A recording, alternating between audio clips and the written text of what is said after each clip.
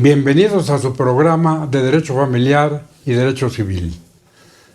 Sentimos una gran responsabilidad cuando usted nos permite llegar a su hogar y con los dos distinguidos maestros, Eduardo Soukup, que nos acompaña, a quien le doy la más cordial bienvenida. Eduardo, gracias por estar presente siempre. Al contrario, doctor, muchas gracias por la invitación, maestro. Buenas tardes.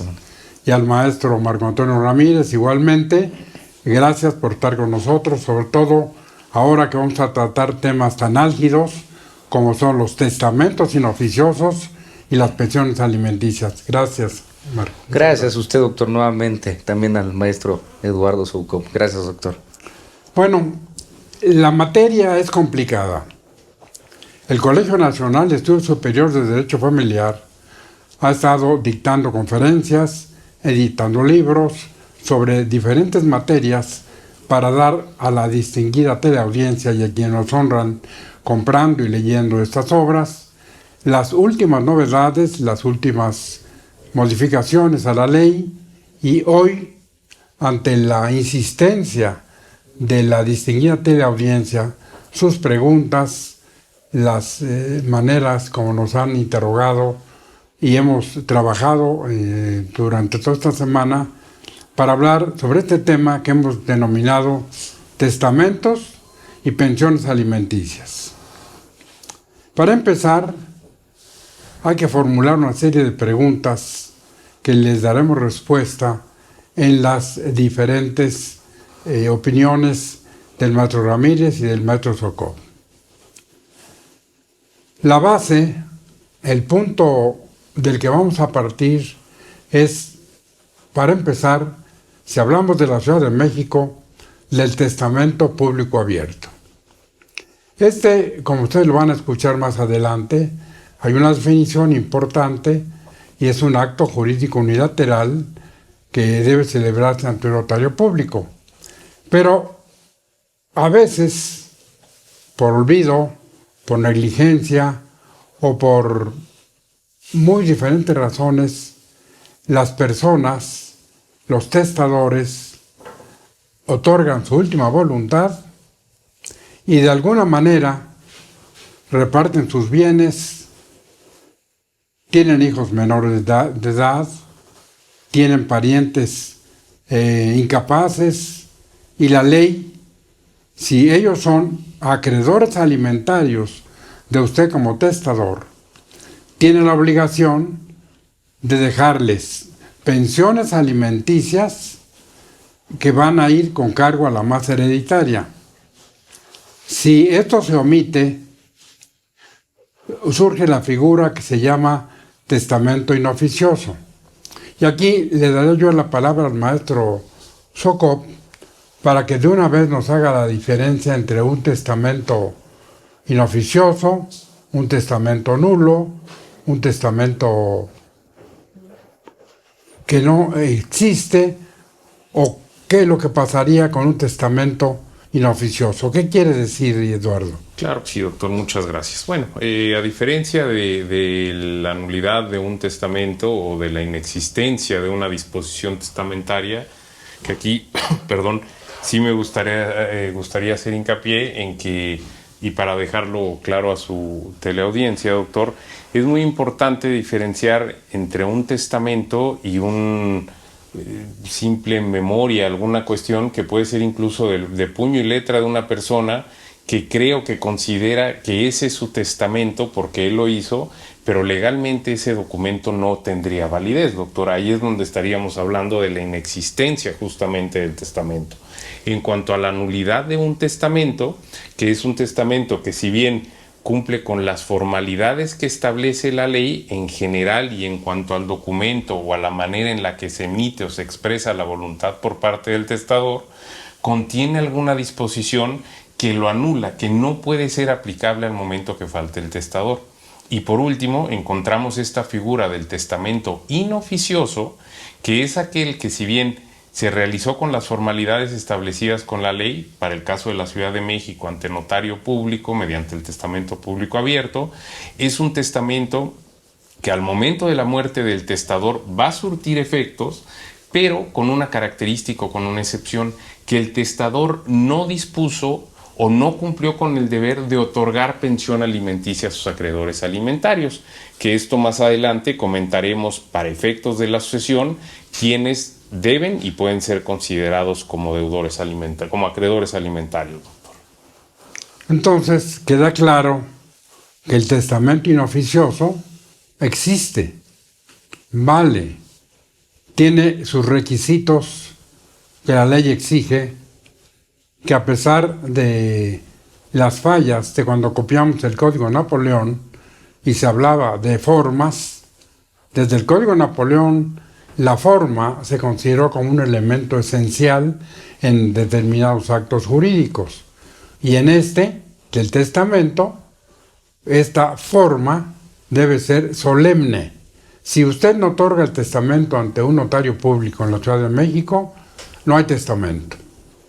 En este sentido, maestro Ramírez, ¿qué más se puede agregar para no entrar en las complicaciones de la nulidad absoluta, pero ratificar en una respuesta categórica? ¿Vale el testamento, produce efectos jurídicos si es inoficioso?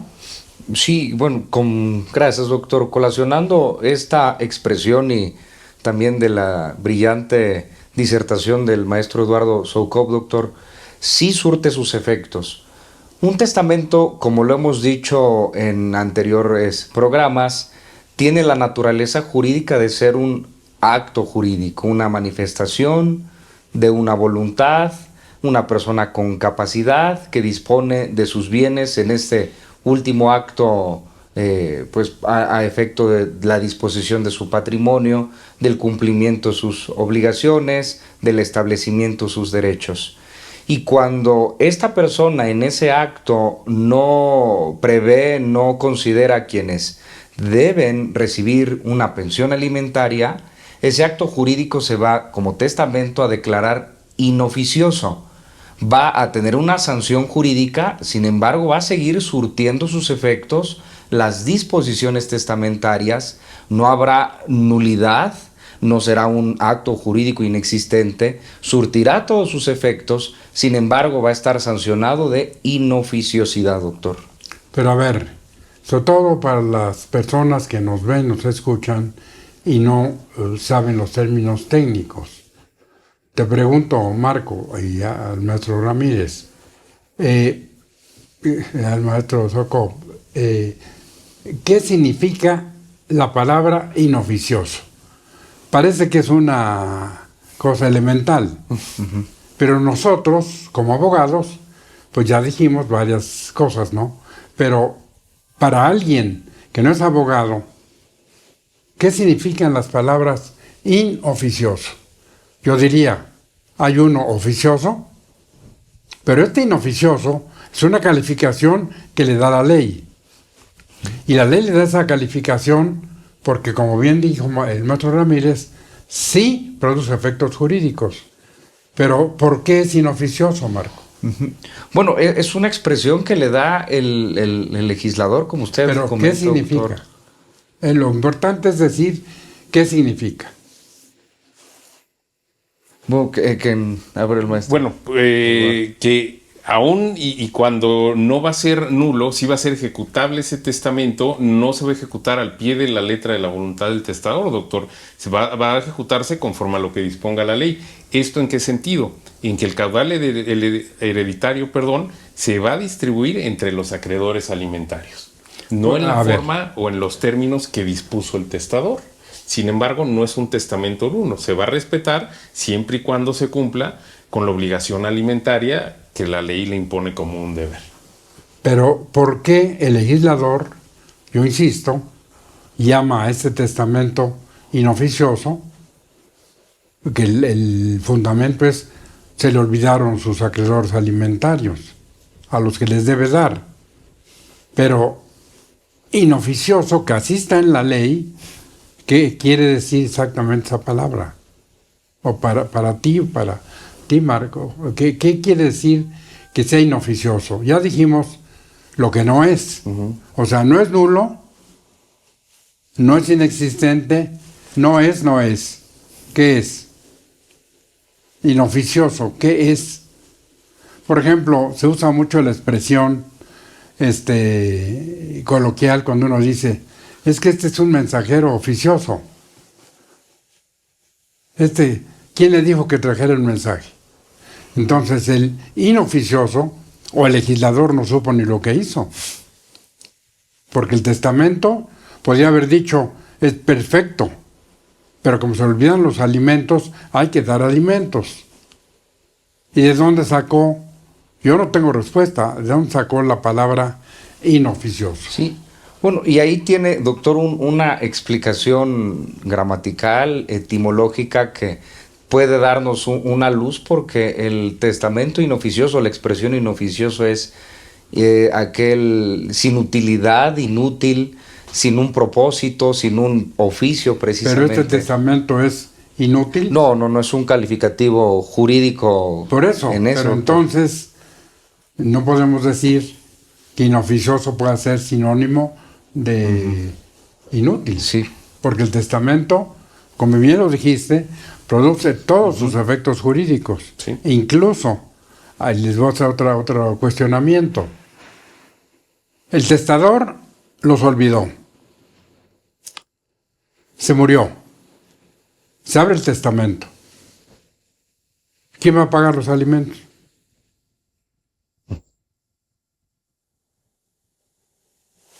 Bueno, y con cargo a la masa hereditaria. La carga Sí. que se le va a dar a la masa hereditaria. Y si es la voluntad del testador y él quiso dejar fuera a esos acreedores alimentarios, la ley viene y dice orden público, interés social. Con cargo a la masa hereditaria les vas a tener que dar. Vamos a suponer que tiene 18 años que no da la pensión. ¿Se va a poder cobrar 18 años de pensión con el testamento inoficioso? No lo prevé como tal en cuanto a... Pero la naturaleza jurídica... La naturaleza jurídica de la obligación... O sea, pensión alimenticia prescribe en un año, en 2 o 3. No, de hecho, el acreedor alimentario, cumpliendo la mayoría de edad, tendría un año para demandar el pago de manera retroactiva respecto de los acreedores. Pero bueno, de la pensión alimenticia. En realidad, para no desviarnos en esto, la sola palabra inoficioso es algo que al legislador se le ocurrió y que ha tomado carta de naturalización.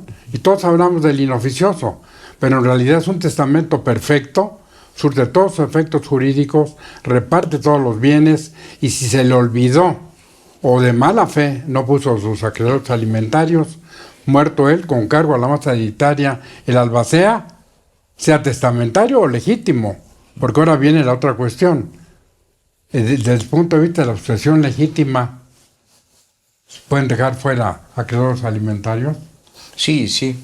En la repartición, como lo hemos dicho con anterioridad, de la sucesión legítima, doctor, que son a sus miembros de la familia, en líneas más cercanas, excluyen a las más lejanas, y si en algún momento dado hay quien debe o tiene ese derecho de recibir alimentos, se puede estar en una situación de por el orden público e interés social, que usted ha mencionado, doctor, con cargo a la masa hereditaria, ministrarle alimentos a esa persona que los necesite, doctor. Bueno, en realidad es algo que ahí queda, que es importante que ustedes que nos honran oyéndonos y viéndonos tengan esta misma reflexión. Y ahora iríamos a lo que prácticamente dentro de este concepto de en Ciudad de México el testamento público abierto, pudieras, Eduardo, decir algunas cosas generales de el testamento público abierto se cumple por esto, y donde el testador no opinó, la ley dice, este es el mandato. Claro que sí, doctor. Bueno, en principio se regula o se define en el artículo 1295 del Código Civil para la Ciudad de México. Habla de que el testamento es un acto personalísimo, es decir, que forzosamente la voluntad la debe expresar el testador. la persona que quiere disponer de sus bienes, que quiere decirle al notario cómo quiere repartir sus bienes y cumplir con sus deberes para cuando ya no esté, para cuando muera. Es revocable.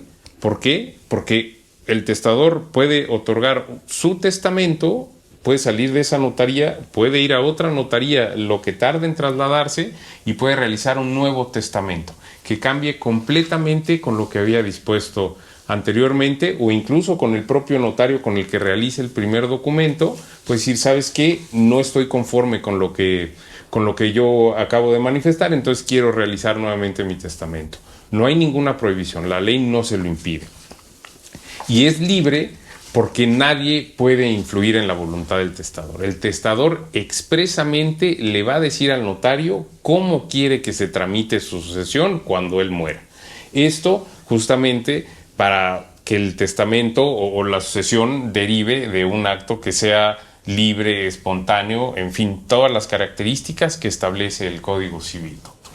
Para no desviarnos del tema tan importante, testamento y alimentos, maestro Ramírez, sería conveniente hacer una síntesis clara, elemental, porque hay que dejar muy bien establecido la naturaleza jurídica de la pensión alimenticia.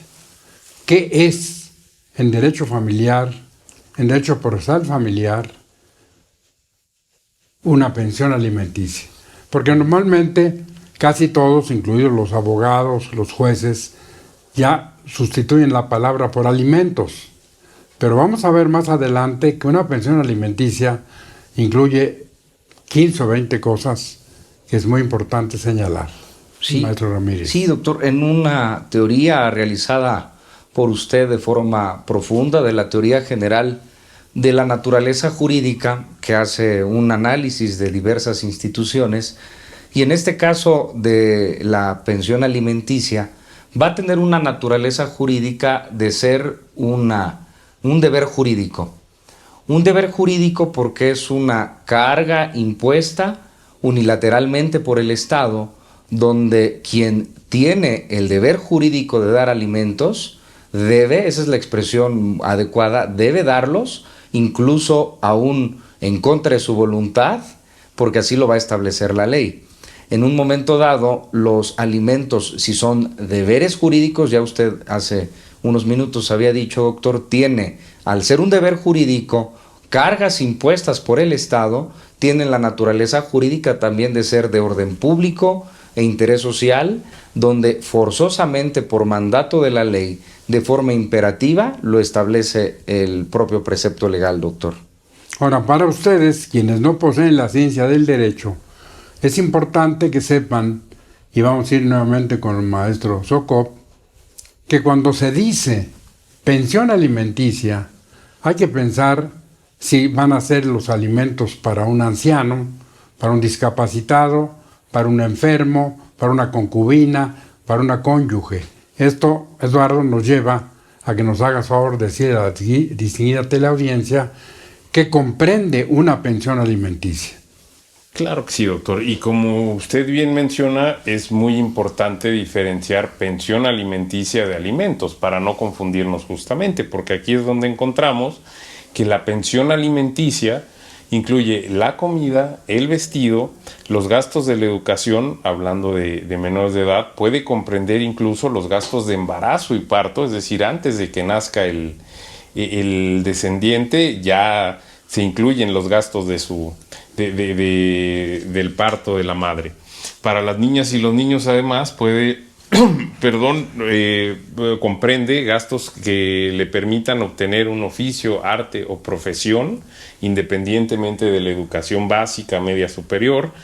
Por ejemplo, para los adultos mayores, además de todas estas cuestiones, alimentos, vestido, casa, comida, incluye la atención geriátrica, la atención médica, junto con las necesidades también de los menores de edad, con una distinción, una salvedad importante respecto a los adultos mayores, que dice que siempre procurando que los alimentos proporcionados sean para integrarse a la familia, es decir, en adición a todos estos conceptos o estos elementos de la pensión alimenticia, en específico para los adultos mayores, un deber o una carga adicional es que se les integre al núcleo familiar, doctor.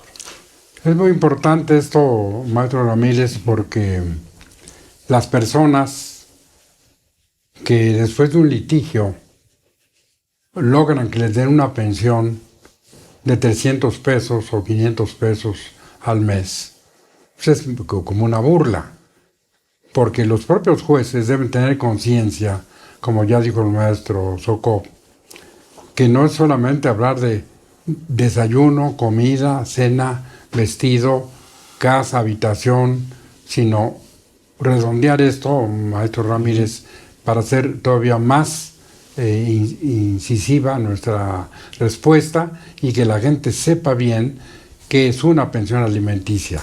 Sí, doctor, y expresamente la ley nos va a indicar en 4 fracciones el artículo 308 que, colacionando con programas anteriores que tuvimos el privilegio de compartir con usted, doctor, aun cuando en este caso hay 4 fracciones, vamos a escuchar que existen cuando menos 30, 40 hipótesis distintas de lo que va a corresponder la pensión alimenticia, que en el caso concreto en esta lectura va a comprender los alimentos. En su fracción primera habla de los alimentos, comida, vestido, habitación, atención médica, hospitalaria, que es distinta en su caso, y gastos, como decía el maestro Eduardo Soucop, gastos de embarazo y parto. Entonces podemos ver que los alimentos son cuando menos 6 hipótesis, repito, comida, vestido, habitación,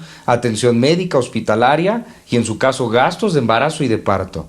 Pero además, si se trata en su fracción segunda de niñas, niños y adolescentes, gastos para su educación o también para proporcionarles oficio, arte o profesión adecuados a sus circunstancias personales, y los alimentos en un caso de proyección se extienden a estas hipótesis.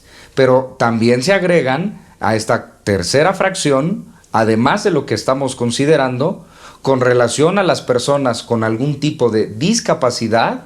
Los alimentos comprenden lo necesario para lograr en lo posible su habilitación o rehabilitación y su desarrollo, que cada una son situaciones distintas. Y con eso se agrega en la fracción cuarta lo que estamos comentando correspondiente a los alimentos. Además, por lo que hace a los adultos mayores que carezcan de capacidad económica, lo necesario para su atención geriátrica, y se procurará que los alimentos se les proporcionen integrándolos a la familia. Con esto podemos ubicar que los alimentos no es solo lo que en su definición pudiera ser lo que se ingiere, lo que se bebe, sino que es una gama muy amplia de hipótesis que son jurídicas, doctor. Entonces, no podemos perder el bosque porque tenemos un árbol enfrente. Esto de lo que estamos hablando es para aquel que olvidó, que en su testamento no consideró por cualquier razón, irresponsable, porque tuvo hijos en diferentes partes, diferentes señoras, los registró, etcétera. Pero todo esto que estamos señalando tan específico es lo que se le va a cargar a la masa hereditaria. Y probablemente, si ya pasaron años o un tiempo determinado, estaríamos hablando de pensiones de miles de pesos. No solamente es, bueno, se le olvidó al niño este que tiene tal edad, o este niño que tiene algún problema de inteligencia. Inclusive en los medios de comunicación el siglo pasado, creo todavía, hubo ahí problemas jurídicos que se vinculaban con un presidente de la Corte desde el punto de vista del autismo y de que si le daban o no le daban. Y entonces, específicamente lo que dice el maestro Ramírez y el maestro Socop es, todo esto es para el que olvidó dar esa pensión alimenticia. Ahora, Eduardo, desde el punto de vista tanto de la sucesión legítima cuanto la testamentaria, para ahondar esta respuesta, ¿quiénes tienen derecho a esa pensión? Claro que sí, O doctor. sea, ya hablamos del olvidado, pero además ya lo vimos antes en un programa, pero hay que reiterar, ¿quiénes tienen derecho a la pensión alimenticia, sea testamentaria o legítima? Sí, claro que sí, doctor. Bueno, en principio, los descendientes menores de edad, menores de 18 años.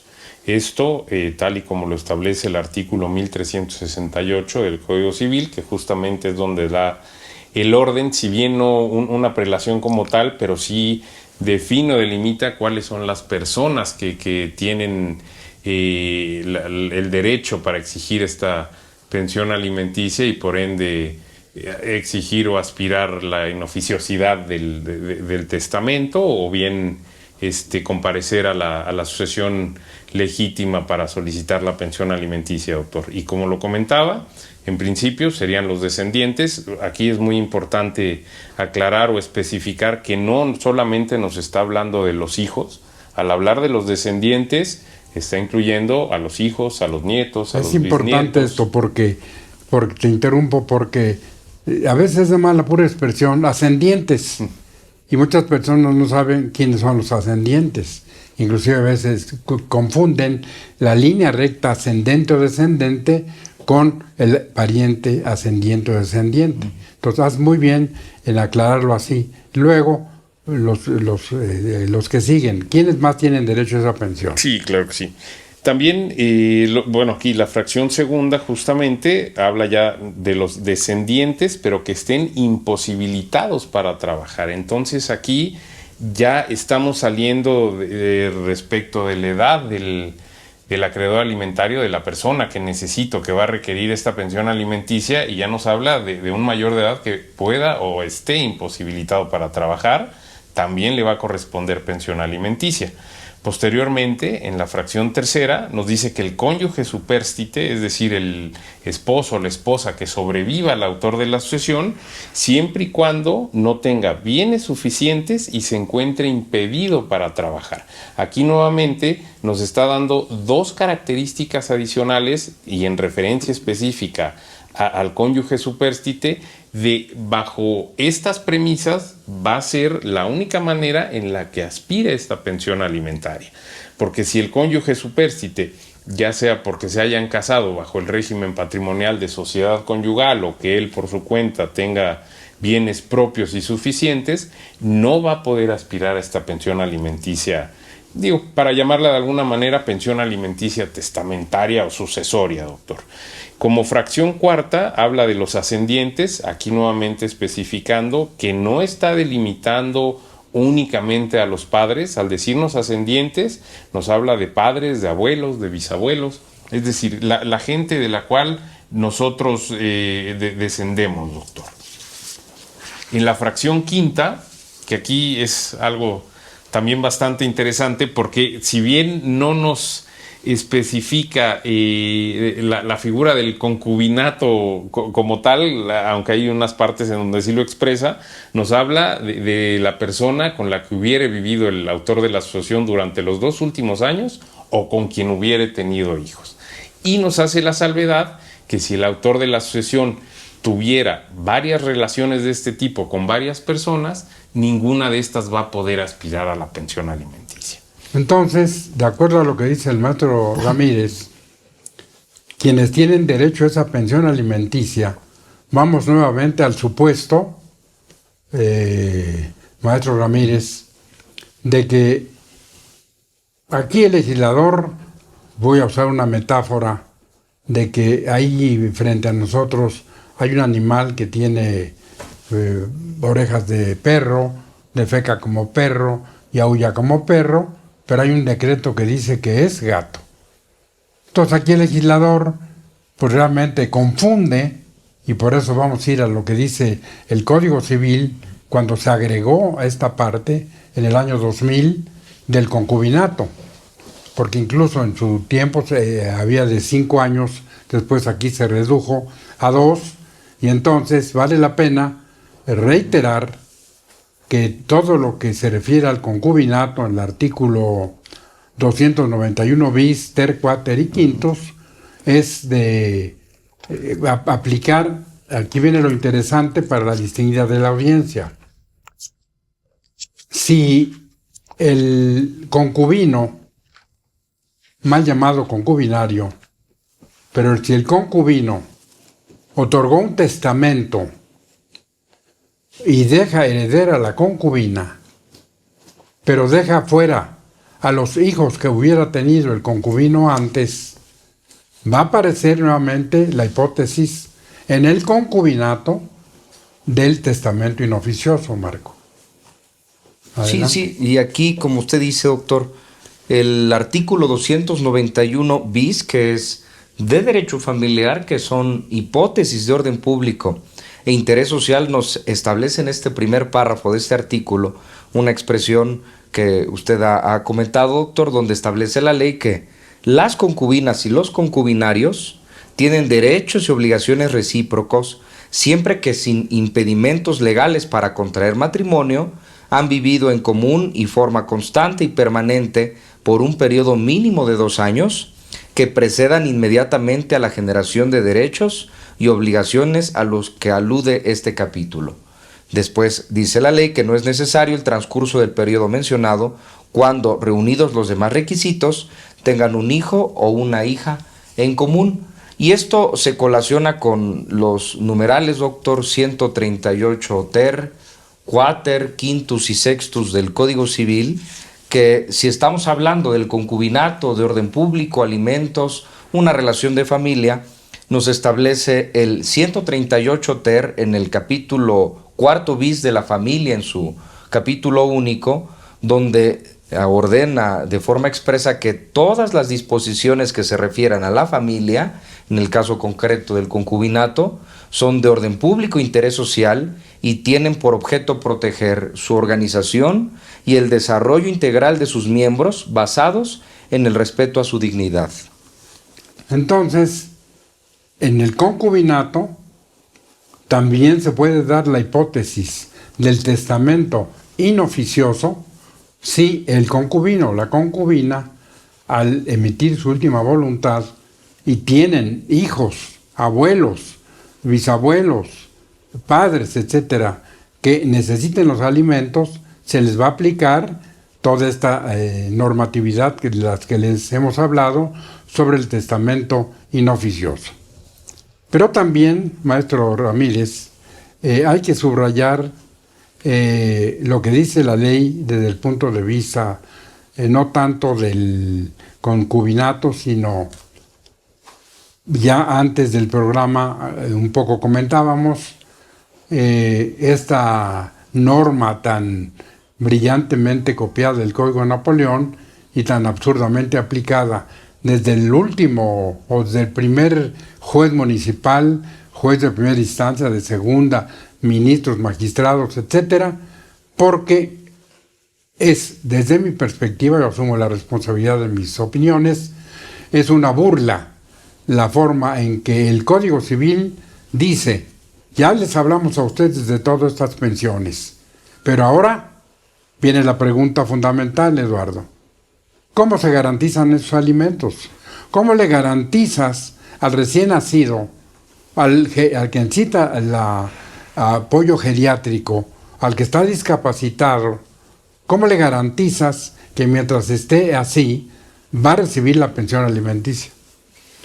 Sí, bueno, como usted bien dice, aunque la ley estipula ciertos actos jurídicos bajo los cuales se puede garantizar esta pensión alimenticia, como es la prenda, la hipoteca, la fianza o un depósito en efectivo, eso es lo que la ley establece, pero al momento que se aterriza en la práctica hay que tomar en consideración, por ejemplo, para el caso del menor de edad, el recién nacido, que la pensión alimenticia que se debe garantizar es hasta que cumpla la mayoría de edad, como menos, doctor. Esto sin hablar de que además se le proporcione técnica, arte, oficio, profesión para que él se pueda valer por sus propios medios.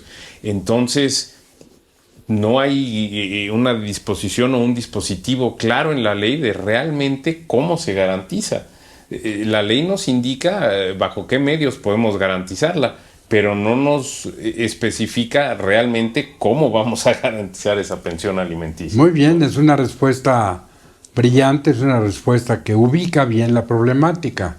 Pero ahora vamos con el maestro Ramírez para que nos diga su experiencia, su opinión, lo que dice la ley respecto al tiempo. O sea, ya dijo el maestro Ramírez cómo se garantiza: fianza, prenda, hipoteca, etcétera. Pero yo ahora te pregunto a ti, ¿por cuánto tiempo? ¿Dónde está la norma que obliga al deudor alimentario a dar una fianza, una contrafianza, una hipoteca, etcétera, para garantizar que se va a dar el pago íntegro de esa pensión? Sí, bueno, y partiendo, doctor, en respuesta, y que esta distinguida teleaudiencia en esta comunicación también lo considere, la teoría general de la naturaleza jurídica, porque los alimentos son de orden público, interés social, son deberes jurídicos, son cargas impuestas unilateralmente por el Estado, y con esas características en su esencia son imprescriptibles, no se pierden por el transcurso del tiempo. Además de que son en supuestos, como lo hemos establecido, que comprenden infinidad de circunstancias, comprenden desde el punto de vista de quienes tienen ese derecho a recibirlo, como escuchamos, y bien lo dijo el maestro Eduardo Soukup, desde un niño menor de 18 años hasta ya una persona mayor de 18 años, hasta ascendientes, descendientes, etcétera, y que cada uno va a ubicarse en una particularidad. Ahora, que si el aseguramiento de los alimentos son imprescriptibles, no hay una ley expresa que establezca cómo, bajo qué término temporal se va a cumplimentar este aseguramiento, si por un año, 6 meses, sino que jurídicamente tendría que ser hasta que quien tiene que recibir alimentos sea esa garantía hasta que deje de necesitarlos, lo cual es una significación atemporal, doctor. Sin embargo, como usted lo decía antes de entrar en este programa, hablábamos que en la práctica judicial se estima que es una garantía a un año sin un fundamento legal que lo pueda asegurar conforme a lo que establece la ley, doctor. Ahora, definitivamente las leyes que tenemos para regular la pensión alimenticia son una burla, son un fracaso, porque inclusive han intentado ir al derecho familiar penal y antes decían que si el que tenía que pagar el alimento no lo hacía en 90 días, se le podía privar de la libertad. Después esto se les hizo como mucho tiempo y dijeron, no, pues 90 días es mucho. Hizo una modificación y lo redujeron a 60. Eduardo Ramírez, Eduardo, ¿qué es en este caso lo que como jurista, como civilista, como familiarista, como experto que eres en esta materia, qué habría que hacer?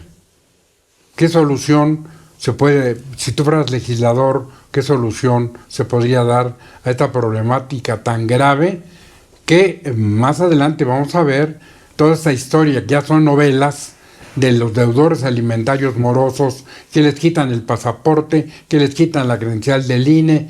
Sí, pero los niños, los que tienen derecho a las pensiones, no reciben nada. Y es un cuento, es una historia que no tiene ni pies ni cabeza. Sí, claro. Aquí es muy complejo, doctor, como usted bien lo menciona. Si bien existen dispositivos que regulan esta figura jurídica, la pensión alimenticia, no hay alguna norma, algún artículo, incluso sanciones que realmente garanticen en un alto porcentaje que se va a cumplir con este deber jurídico, doctor, de dar alimentos. Entonces, digo, suponer o proponer puede ser fácil, pero llevarlo a la práctica es algo bastante complicado, desgraciadamente, y a lo mejor incluso por tácticas o estrategias jurídicas, muchas veces los deudores alimentarios pues son magos y esconden o desaparecen bienes con los que se debe cumplir esta pensión alimenticia, doctor. Entonces es una problemática muy grave con un alcance que desgraciadamente no para o no se asegura con las disposiciones que actualmente regulan esta pensión alimenticia, doctor. O sea, tenemos que aceptar que somos incapaces de crear normas jurídicas que resuelvan la problemática tan grave de cuánta gente, tú me has platicado en el propio tribunal, como que ahora están de huelga, problemas, como las filas de personas en las 6 de la mañana o las 7 de la mañana dan vuelta en la Avenida Juárez, donde están los tribunales familiares, para pensiones que realmente son una burla, ¿no? Así es, doctor. ¿Y qué se hace o qué hay que hacer? Vamos a ver qué opina el maestro Ramírez, porque la problemática es grave y no podemos cerrar los ojos ni tampoco decir, bueno, pues sí, así es, pero tenemos una obligación los juristas. Primero, identificamos el problema, sí. Ahora, vamos a convocar a foros, vamos a convocar modificaciones, vamos a dirigirnos a los legisladores que hagan normas severas, normas efectivas, no como esta de que finalmente 60 días, pena de prisión, y si no, porque luego aquí va a venir otro problema. Si el deudor alimentario lo meten a la cárcel, ¿quién va a pagar la pensión? Sí. Maestro Ramírez. Sí, doctor, como lo hemos platicado también con el maestro Eduardo Soukup, es un problema multifactorial, tangencial, donde se colaciona también hoy ese interés del legislador a efecto de una buena voluntad, que obviamente, como lo secundo, doctor, no hay una eficacia de estas normas. También quien está en un incumplimiento de los deberes alimentarios ya no puede optar a cargos públicos, hay sanciones con incluso pena privativa de libertad, hay sanciones fiscales, se le agrega incluso a un buró de crédito especializado donde no puede obtener ya préstamos, recursos. Sin embargo, como usted dice y lo secundamos, doctor, aún así hay todavía deudores alimentarios que hacen hipótesis jurídicas, técnicas, donde pues no dan ni un peso, y quienes tienen que recibir ese deber alimentario son los más vulnerables, las mamás solteras, los menores de edad, los discapacitados, y como usted dice, convocar a un foro donde juristas, jueces, legisladoras, legisladores, ministros, magistrados, para poder lograr normas jurídicas más eficaces a efecto de esta materia tan importante, doctor. Realmente hemos llegado, el tiempo nos ha llevado a un extremo. Les prometemos que vamos a hacer el segundo examen para retomar esto, para ver algunas cuestiones todavía, si la pensión alimenticia se puede transigir, si se puede renunciar, y sobre todo la novedad que resulta así jurídicamente para hablar de los deudores alimentarios morosos.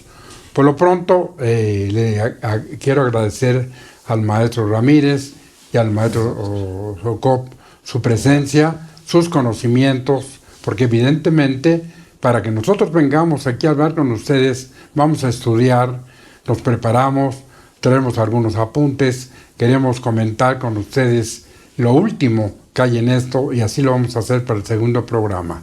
Muchas gracias, mi querido Eduardo, por tu presencia.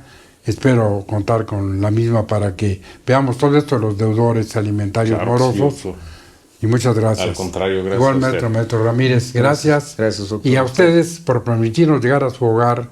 Les reiteramos, somos un grupo de abogados de la Facultad de Derecho de la Universidad Nacional Autónoma de México. Tenemos los abogados Rolando Huitrón Roy, Eduardo Ramírez Soukup, y quien les habla, nuestra oficina. Estamos ubicados en asuntos en World Trade Center para atender asuntos de carácter civil, familiar, fiscal.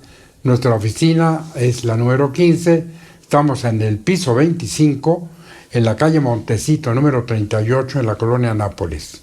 Tenemos un correo que es info@huitron.mx y el teléfono 55 90 39 97 53.